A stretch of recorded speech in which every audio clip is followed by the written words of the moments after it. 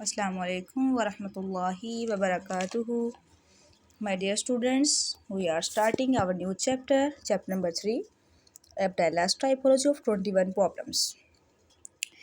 जैसा कि हम स्टडी कर रहे हैं अपनी नर्सिंग थीरीज़ को, आज हमारी दूसरी थीरी है। कल हमने नाइटिंगेल थीरी पढ़ी थी, आज हम पढ़ रहे हैं अब्दुल्लाह's टाइपोलॉजी ऑफ 21 प्रॉब्लम्स। तो आपको दोबारा से एक निमोनिक्स याद करवा दूँ जो हमने नीट और प्रॉब्लम ओरिएंटेड थीरीज़ के लिए बनाया था। ना हो होमवर्क, ये मेरे टॉप ऑफ द कॉर्नर पे लिखा हुआ है, ना हो होमवर्क। तो एन से क्या बनता था? नाइटिंगेल्स थ्योरी, ए से अब्दुल्ला थ्योरी। आज हम पढ़ेंगे अब्दुल्लाह's टाइपोलॉजी ऑफ 21 प्रॉब्लम्स। तो आपने टिप क्या याद रखनी है कि जब भी आपने नाम याद रखना है थ्योरिस्ट का, तो साथ आपने नीड्स भी याद रखनी है, जैसे 21 प्रॉब्लम्स। तो इसमें ये कि आप जब भी नाम याद करेंगे तो आपको फ़ौरन से उसके साथ जो भी कंसेप्ट है वो रिकॉल हो जाएगा। और एक मेन चीज़ आपको बताई थी, जब भी हम चैप्टर स्टार्ट करते हैं तो हम जो की पॉइंट्स हैं चैप्टर के अंदर वो हम इस तरह से इनलिस्ट कर लेंगे। इससे हमें फ़ायदा होगा कि हमने चैप्टर के अंदर क्या क्या पढ़ना है और हम उनको ईज़िली रिकॉल कर सकते हैं। ठीक है, अब्दुल्लाह's टाइपोलॉजी ऑफ 21 प्रॉब्लम्स। तो हमें इसके नाम से ही पता चल रहा है कि जो अब्दुल्ला की थ्योरी है वो प्रॉब्लम्स यानी कि नीड्स के ऊपर बेस करती है। सबसे पहले हम क्या करेंगे, इंट्रोडक्शन पढ़ते हैं। इंट्रोडक्शन में हमें मेन चीज़ें देखनी है। इसमें से क्वेश्चन तो नहीं आता, लेकिन क्या है कि MCQs आते हैं, इसलिए हमें इसको याद रखना है। मेनली सबसे पहले याद रखने वाली चीज़ क्या है कि MCQ आ सकता है कि 21 प्रॉब्लम्स जो हैं वो किसने पेश किए हैं, तो वो अब्दुल्ला ने दी थी थ्योरी। और ये क्या है, ये प्रॉब्लम सॉल्विंग अप्रोच है, ये लिखा हुआ है जैसे प्रॉब्लम सॉल्विंग अप्रोच है। और ये पेशेंट की बजाय डिजीज़ की बजाय पेशेंट के ऊपर फोकस करती है, पेशेंट सेंटर्ड है। अब्दुल्ला के बारे में पढ़ते हैं कि अब्दुल्ला क्या थी, नर्सिंग थ्योरिस्ट थी और इनको मिलिट्री नर्स भी कहा जाता है, यानी कि ये आर्मी में काम करती रही हैं, जैसे हमारे यहाँ आर्मी नर्स होती है वैसे।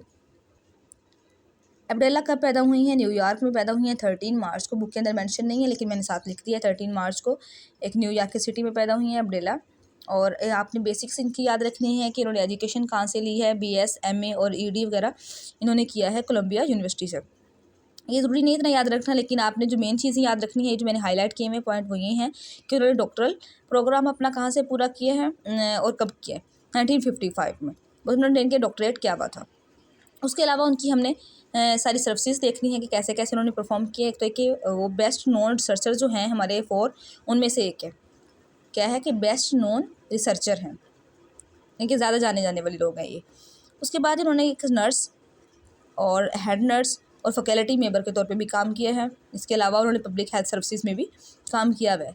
अब मेनली यहाँ पे जो चीज़ याद रखने वाली है वो ये है कि वो रिसर्चर भी थी, ऑथर भी थी, और उन्होंने 146 जो आर्टिकल्स लिखे हैं, बुक्स कह लें या आर्टिकल्स कह लें, उनकी वो ऑथर थी। ये मेनली MCQs थे जो हमें याद कर लेंगे। अगले हम चीज़ पे जाएंगे। अगला हमने क्या देखना है कि टाइपोलॉजी देखनी है, 21 प्रॉब्लम्स देखेंगे, फिर उसके बाद कॉन्सेप्ट देखेंगे, पैराडाइम्स देखेंगे, पैराडाइम्स के बाद साथ हमने कैरेक्टरिस्टिक्स देखनी है।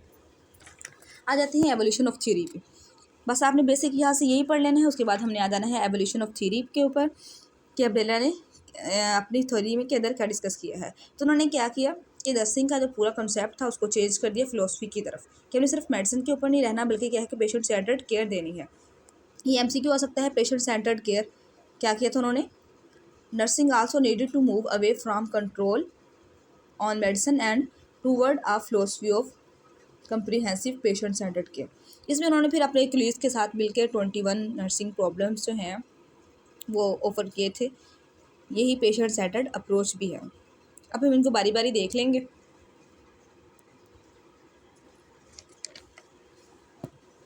ये एक डायग्राम बनी हुई है, इसके अलावा इनको हम डिटेल में भी पढ़ते हैं। तो ये पेपर का एक इम्पोर्टेंट क्वेश्चन है, बहुत बेसिक क्वेश्चन है। पूरे चैप्टर में से सबसे ज़्यादा इंपॉर्टेंट क्वेश्चन यही है।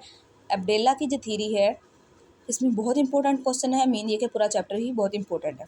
अब मैं आपको एक एक करके नहीं बता रही, लेकिन ये कि मैंने आपको याद करवाना है तो आपको एक निमोनिक्स बताऊंगी। तो स्टूडेंट्स देखते जाइएगा कि मैंने 2 निमोनिक्स लिखे हैं। एक है अरेंज्ड फॉर्म में, यानी कि जैसे इनकी 1 2 3 नंबरिंग के साथ 1 to लेकर 21 तक नीड्स हैं, उनके फर्स्ट लेटर के साथ एक निमोनिक बनाया हुआ है। तो जो आपको अगर इस तरह याद हो सकता है तो आप इस तरह याद कर लें। ये अरेंज है, मतलब आपको पता है कि पहली जो नीड्स हैं हमारी फिजिकल या फिजियोलॉजिकल नीड्स हैं, उसके बाद हमारी साइकोलॉजिकल या इमोशनल नीड्स हैं, और तीसरे नंबर पर हमारी सोशल नीड्स आती हैं। तो ईजी हो जाएगा। दूसरा ये कि लेकिन ये कि थोड़ा सा याद रखना मुश्किल है क्योंकि ये हमारे कॉमन यूज़ के वर्ड्स नहीं हैं।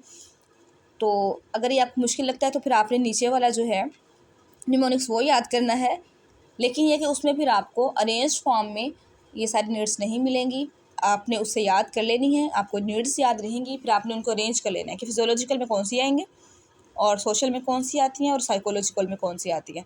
ऐसे नीड्स हम आगे पीछे कर भी सकते हैं, लेकिन ये कि इस तरह आपको रेंज फॉर्म में याद रखनी है। तो पहला निमोनिक मैंने क्या बनाया है, हैज़ बोर्न फर्स्ट। तो हैज़ बोर्न फर्स्ट तक हमारी फिजियोलॉजिकल नीड्स हैं जो फर्स्ट 11 है। उसके बाद लिखा हुआ है फैकिस्ट आवर। तो ये फैकिस्ट FECIST, तो ये है हमारी इमोशनल नीड्स हैं। उसके बाद AVRR यानी कि आवर इसको पढ़ते हैं हम, ये हमारी सोशल नीड्स हैं। तो फर्स्ट लेटर से बनते हैं। बाकी जो दूसरे वाला निमोनिक्स यूज़ करते हैं वो है नसीरा है CV ऑफ BTS। तो ये इजी है, नसीरा नेम है और हैज़ में जो HA है, ए को हम आई में रिप्लेस कर देंगे, इसलिए मैंने छोटा सा उसके नीचे आई लिखा हुआ है। ये इस आई से इंटरपर्सनल रिलेशनशिप बन रहा है। तो CV ऑफ BTS ये थोड़े से हमारे लिए कॉमनली यूज्ड वर्ड्स हैं, इसलिए हमें इजीली याद हो सकते हैं। निमोनिक्स तो मैंने डिफरेंट और भी बनाए हुए हैं, लेकिन ये कि ये दो ज़्यादा ईजी हैं तो हम इसी तरह से याद करेंगे। आगे आ जाते हैं, यहाँ पर मेन चीज़ यूज़ करने वाली नहीं है। यहाँ पे ये बताया हुआ है कि अब्दुल्ला ने किस तरह से इन सर्विसेज जो भी ये नीड्स बनाई हैं तो किस तरह से बनाई हैं। तो उन्होंने मेनली यहाँ पे यही बताया हुआ है कि पहले सबसे पहले हम प्रॉब्लम को आइडेंटिफाई करेंगे कि किसी भी पेशेंट के साथ प्रॉब्लम कौन सी आ रही है। फिर हमने जो एक्शन कोर्स प्लान करना है वो डिसाइड कर लेंगे। कंटिन्यूस केयर देनी है, उसकी पेन को रिलीफ करना है। पेन के बाद हमें टोटल नर्सिंग केयर देनी है कि सारी नीड्स को हमने सामने रखते हुए फिर हमने उन इंडिविजुअल्स को सेल्फ डायरेक्ट करना है कि अवेयरनेस ऑफ सेल्फ वही नीड के अकॉर्डिंग देकर कि वो अपने इसी लिमिटेशंस के अंदर रहते हुए अपनी केयर खुद कर सकें। फिर हमने उसकी फैमिली को भी सपोर्ट करना है और हमने अपने साथ जो नर्सिंग पर्सनल्स हैं, इनके हमारे कोलीग्स वगैरह हैं, उनको भी हमने विद इन वर्क हेल्प करना है। उसके बाद हम क्या करेंगे, अलाइड हेल्थ प्रोफेशनल्स जो हैं उनके साथ वर्क करना है कि हेल्थ को ज़्यादा से ज़्यादा ऑप्टिमाइज़ किया जा सके। फिर हमने कंटिन्यूस जो है इवैल्यूएशन करते रहना है ताकि हमारी जो नर्सिंग टेक्निक्स हैं उनको इम्प्रूव किया जा सके और नर्सिंग एजुकेशन को इम्प्रूव कर सकें। ये बेसिक कॉन्सेप्ट से आपने ये नर्सिंग जो 21 नर्सिंग नीड्स हैं उनको याद कर लेना है। उसके बाद आ जाते हैं कॉन्सेप्ट यूज बाय अब्दुल्ला। जैसे हमने पीछे पढ़ा था कि तीसरे की हमने क्या याद रखनी है, कॉन्सेप्ट। तो अब्दुल्ला की थीरी में कॉन्सेप्ट है, इनके किस चीज़ के कॉन्सेप्ट को यूज़ करते हुए उन्होंने अपनी ये थीरी दी थी। तो बेसिक कंसेप्ट में हम 3 चीज़ें याद रखेंगे। टॉप ऑफ द पेज मैंने इसलिए लिखी हैं ये, ताकि अगर पेज पलटते हुए कई दफ़ा हमारा ध्यान नहीं रहता, इस तरह अगर हम लिख के रख लेते हैं तो वो चीज़ हमारे आइज़ के सामने से गुजरती रहती है और हमें फिर इजीली याद हो जाती है। नर्सिंग है, हेल्थ है और नर्सिंग प्रॉब्लम है। नर्सिंग के बारे में उन्होंने क्या कहा था कि सर्विस टू इंडिविजुअल। ये चीज़ आपने छोटी सी याद रखनी है, आप इनको अपने वर्ड्स में चेंज कर सकते हैं। बस आपने ये याद रखना है कि पूरे चैप्टर के अंदर हमने कौन कौन सी चीज़ें पढ़नी है। बेसिकली नर्सिंग के अंदर इंडिविजुअल्स को सर्व करना है। फिर हेल्थ के बारे में क्या कहा था कि हेल्थ एक ऐसी स्टेट होती है जिसमें किसी क्लाइंट की कोई भी नीड अनमेट नहीं होती, मतलब सारी नीड्स उसकी फुलफिल हो रही होती हैं। और नर्सिंग प्रॉब्लम्स के बारे में क्या है कि नर्सिंग प्रॉब्लम्स वो हैं जो नर्सिंग नीड्स हैं। नीड्स का मतलब प्रॉब्लम है, यहाँ पे प्रॉब्लम का मतलब मसाइल नहीं है कि किसी को हेल्थ मिल नहीं रही या किसी को न्यूट्रिशन नहीं मिल रही, ये प्रॉब्लम नहीं है। मतलब इनकी उसकी जो नीड्स हैं उसी को ही प्रॉब्लम्स कहा जा रहा है। इसकी फर्स्ट लाइन भी ऐसे ही है, the client health need can be viewed as problems. अब यहाँ पर हमने देखना है कि पेशेंट के जो प्रॉब्लम्स हैं वो 2 तरह के हो सकते हैं, ये कोवर्ट भी हो सकते हैं और ओवर्ट भी हो सकते हैं। यहाँ पे मेंशन है जैसे, अब आपको पता है कि ओवर्ट हमारे नीड्स वो होती हैं जो अपेरेंट होती हैं। अपेरेंट है condition faced by the patient और family which the nurse can assist him them to meet through the performance of her professional action functions. यानी कि ओवर्ट वो हैं जो हमें अपेरेंट है, नज़र आ रहे होते हैं, हम उनको मीट करेंगे। इस तरह कोवर्ट वो होते हैं जो हिडन होती हैं, हिडन कंडीशंस होती हैं ये। अब इसमें कौन सी आ सकती है, कोवर्ट में इमोशनल भी आ सकते हैं, सोशियोलॉजिकल भी आ सकते हैं और इंटरपर्सनल भी हो सकते हैं। ये सारी उसकी नीड्स होती हैं। अब ये 21 नीड्स है वो जो हमने पीछे पढ़ी हैं उन्हीं को 1 बाय 1 करके थोड़ा सा ब्रीफली उन्होंने डिस्क्राइब भी किया हुआ है। तो ये चीज़ें सारी हमें साथ साथ लेके चलनी है। पेपर में ये क्वेश्चन आ सकता है तो मार्क्स के अकॉर्डिंग हम देखेंगे और अपने टाइम के अकॉर्डिंग भी पहले हम क्या करेंगे, एक स्ट्रक्चर बना लेंगे जो हमने पीछे पढ़ा है, उसके बाद हम इनको ब्रीफली थोड़ा थोड़ा एक एक लाइन में डिटेल में बता भी देंगे। अब हमने देखना है कि अब्दुल्ला के 3 एरियाज़ कौन थे, उसके कॉन्सेप्ट में 3 एरियाज़ कौन से हैं जो उन्होंने कवर किए हैं। तो ये जो टाइपोलॉजी ऑफ 21 प्रॉब्लम्स है 3 एरियाज़ में डिवाइड हो रही है। पहला क्या है कि नीड्स जो हैं उसकी फिजिकल, सोशियोलॉजिकल, इमोशनल नीड्स में उन्होंने इनको डिवाइड किया है। हमने पढ़ा था फर्स्ट जो 11 है वो फिजिकल या फिजियोलॉजिकल नीड्स है, उसके बाद इमोशनल नीड्स है, उसके बाद सोशल नीड्स है। इसी तरह फिर उन्होंने अपनी इस टाइपोलॉजी में सिर्फ नीड्स ही नहीं बताई बल्कि उन्होंने नर्स और क्लाइंट का रिलेशनशिप भी बताया। तो इंटरपर्सनल रिलेशनशिप कहेंगे उसको नर्स और क्लाइंट के दरमियान। उसके बाद उन्होंने कॉमन एलिमेंट्स ऑफ पेशेंट के जितने भी कॉमन एलिमेंट्स उन्होंने सारे डिस्कस कर दिए हैं। अब ये बस यहाँ से गो थ्रू कर ले अगर आपने पढ़ना है, लेकिन ये कि ज़्यादा इंपॉर्टेंट नहीं है। इसमें उन्होंने यही बताया कि क्वालिटी प्रोफेशनल जो नर्सिंग है वो इस तरह से पेशेंट की केयर करेगी कि उन्होंने इस तरह से हमारी जो नर्स की रिस्पॉन्सिबिलिटी है वो क्या है कि उन प्रॉब्लम्स को आइडेंटिफाई करना है, फिर उनके ये जो ओवर्ट और कोवर्ट नर्सिंग प्रॉब्लम्स होते हैं उनको सोल्व आउट करते रहना है। किसी भी चैप्टर के अंदर किसी भी थ्योरी के अंदर जो मेन चीज़ तीसरे नंबर पे आती है वो पैराडाइम होता है। पहले हम इंट्रोडक्शन पढ़ते हैं, फिर उसका बेसिक कॉन्सेप्ट पढ़ेंगे, ठीक है, कि उसने अपनी थ्योरी में कहा क्या, कॉन्सेप्ट यही बताएगा ना कि वो अपनी थ्योरी के अंदर क्या कह रहा है। जैसे नाइटिंगेल की थ्योरी में हमने क्या पढ़ा था कि वो इन्वायरमेंट के बारे में बता दी थी। अब यहाँ पर हमने नर्सिंग नीड्स के बारे में पढ़ लिया, इनकी नर्सिंग नीड नहीं है, नर्सिंग प्रॉब्लम्स कह लें उसको। अब पैराडाइम्स पढ़ते हैं। पैराडाइम बेसिकली हमने पढ़ा है किसी भी थ्योरी के बगैर पैराडाइम्स नर्सिंग के कितने होते हैं, 4 होते हैं। पर्सन होता है, उसका एनवायरनमेंट होता है, उसकी हेल्थ होती है और साथ हमारा प्रोफेशन यानी कि नर्सिंग होता है। तो ह्यूमन बीइंग पर्सन, ये कोई इंडिविजुअल भी हो सकता है, कोई फैमिली भी हो सकती है, हर वो पर्सन जो हेल्थ को रिसीव कर रहा है, रिसिपिएंट ऑफ हेल्थ है, उसको हम ह्यूमन बीइंग कहते हैं या फिर पर्सन कह लेंगे। ये अब लॉ के अकॉर्डिंग इसकी डेफिनेशन है। हेल्थ क्या है वो ये आपको पहले बताया था कि हेल्थ एक ऐसी स्टेट है जिसमें क्या है नर्सिंग सर्विसेज उसको मिल रही हो, उसकी तमाम जो नीड्स हैं वो फुलफिल हो रही हो। और इन्वायरमेंट को इसने ज़्यादा डिस्कस नहीं किया जिस तरह से नाइटिंगेल ने किया था, क्योंकि उनकी तो थ्योरी ही इन्वायरमेंट पे थी, लेकिन अब्दुल्ला ने इनको ज़्यादा डिटेल से डिस्कस नहीं किया हुआ। हाँ ये है कि उनका 17 नंबर पे जो प्रॉब्लम है, 17 नंबर पे प्रॉब्लम उसको डिस्कस किया है और वो कौन सा है, इन्वायरमेंट है। इन्वायरमेंट के साथ थेरेप्यूटिक इन्वायरमेंट हमने पढ़ा है ना 21 प्रॉब्लम्स के अंदर, तो वही प्रॉब्लम है। इनके बहुत कम उन्होंने इसको डिस्कस किया है, ज़्यादा डिस्कस नहीं किया हुआ। अब नर्सिंग पे आते हैं। तो नर्सिंग क्या है, उन्होंने कहा नर्सिंग एक प्रोफेशन है, जो इसको एक आर्ट भी कहते हैं और एक साइंस है। उसमें क्या किया जाता है कि लोगों को सर्विसेज प्रोवाइड की जाती हैं और पेशेंट की नीड्स ओवर्ट हुई या कोवर्ट उनको फुलफिल किया जाता है। नर्सिंग प्रोसेस किसी भी थ्योरी के अंदर है, उसको ज़्यादा हमें डिस्कस करने की ज़्यादा ज़रूरत नहीं है। हमने क्या करना है, बेसिकली उसकी चीज़ें देख लेते हैं, वो आपके लिए मुश्किल नहीं है, इंपॉर्टेंट नहीं है, बस अगर गो थ्रू करना है तो कर लेने, तो रहने दें। इसमें हमने देखना क्या होता है कि किसी भी पेशेंट की नीड्स क्या जैसे असेस करेंगे उनको उस थ्योरी के अकॉर्डिंग, फिर उसका एक डायग्नोज बनाएंगे, प्लान करके इम्प्लीमेंट कर देना, बाद में हमने इसको एवेल्यूट कर लेना है। अब मेनली वक्त है किसी भी थ्योरी की हमें करैक्टरिस्टिक्स देखनी होती है सबसे लास्ट पे। चैप्टर नंबर 1 के अंदर जो थ्योरी की करैक्टरिस्टिक्स दी हुई है ना, आपने वही याद रखनी है, बेसिकली आपने वही याद करनी है। वो 6 करैक्टरिस्टिक्स थी, उसमें से पहले क्या थी कि इसके कॉन्सेप्ट इंटर रिलेटेड होने चाहिए। तो क्या ये आपस में इंटर रिलेटेड हैं कि नहीं है, फिर हमने उस थ्योरी के उसके ऊपर इम्प्लीमेंट कर देना है। अब हम देखेंगे क्या ये जो 6 करैक्टरिस्टिक्स हैं किसी भी थ्योरी की, वो अब्दुल्ला की थ्योरी उसके उनके ऊपर पूरा उतरती है कि नहीं उतरती। तो क्या है कि पहले अब्दुल्ला की जो थ्योरी है वो भी इंटर रिलेटेड कॉन्सेप्ट्स रखती है, मतलब उसमें जो नर्सिंग प्रॉब्लम्स बताए हैं वो आपस में एक दूसरे के साथ इंटरलेट करते हैं। आगे आ जाएंगे दूसरे नंबर पे थ्योरेटिकल स्टेटमेंट है।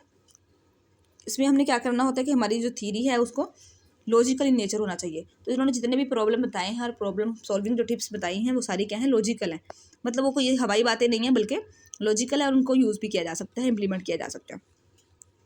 तीसरे नंबर पे है कि हमारी जो थ्योरी है उसको जनरलाइज होना चाहिए। ये यहाँ पर इसकी लिमिटेशन है, क्योंकि अब्दुल्ला की थ्योरी सिर्फ पेशेंट्स के लिए है, उसके अलावा हम उसको सोसाइटी के ऊपर जनरलाइज नहीं कर सकते। We can't generalise on society. तो ये इसकी लिमिटेशन है, ये आपने याद रखना है। क्वेश्चन आ सकता है एमसीक्यू में कि अब्दुल्ला की थ्योरी की कौन सी लिमिटेशन है, तो ये है कोई जनरलाइज नहीं है। नंबर 4, किसी भी की थ्योरी की करैक्टरिस्टिक होती है कि उसमें से हाइपोथेसिस जनरेट किया जा सके, तो हम कर सकते हैं, प्रैक्टिशनर उसको यूज़ कर सके। इसके अलावा वाकई जो वैलिड थ्योरीज होती हैं उनके साथ कंसिस्टेंट हो। अब ये देखें मैस्लो की हिरार्की जो थ्योरी है वो भी नीड्स के ऊपर है, हेंडरसन की जो 14 नीड्स वाली थ्योरी है तो वो भी, तो ये सारी नीड्स के ऊपर है। तो इसने क्या किया, अब्दुल्ला ने भी नीड्स को ही डिस्क्राइब किया था। तो इसका मतलब है कि ये दूसरी थ्योरीज के साथ कंसिस्टेंट है। एवोल्यूशन ऑफ थ्योरी होती है कि इवैल्यूएट किस तरह से हम कर सकते हैं, ये इतना इंपॉर्टेंट नहीं है, लेकिन 1-2 पॉइंट आप पढ़ लें, उसमें आप बता देंगे कि इसने इस चीज़ पे फोकस किया है और ये ज़्यादा मेनली ज़रूरी चीज़ें थी, और जिस पे नहीं फोकस किया वो भी बता देंगे। यानी कि हमें क्रिटिसाइज़ करना होता है कि किसी भी थ्योरी के बारे में फीडबैक देनी होती है, ये क्वेश्चन इंपॉर्टेंट नहीं होता। अब ये कुछ दो चीज़ें हैं, 1-2 चीज़ें जो चैप्टर के अंदर नहीं है लेकिन मैंने आपके लिए लिखी हुई हैं, वो ये है कि अगर आ सकता है क्वेश्चन की application of Abdullah nursing theory, तो हम लिख देंगे कि रिसर्च में इनका काम है, प्रैक्टिस में भी है और एजुकेशन में भी है।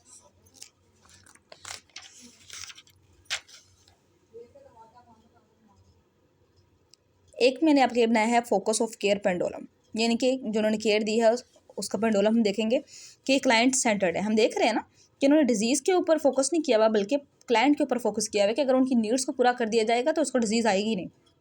जैसे अगर पेशेंट की न्यूट्रिशन को सही रखा जाएगा तो मेल न्यूट्रिशन तक वो जाएगा ही नहीं, कोई किसी गैस्ट्रिक डिजीज़ तक जाएगा ही नहीं, कोई उसमें एनीमिया नहीं होगा।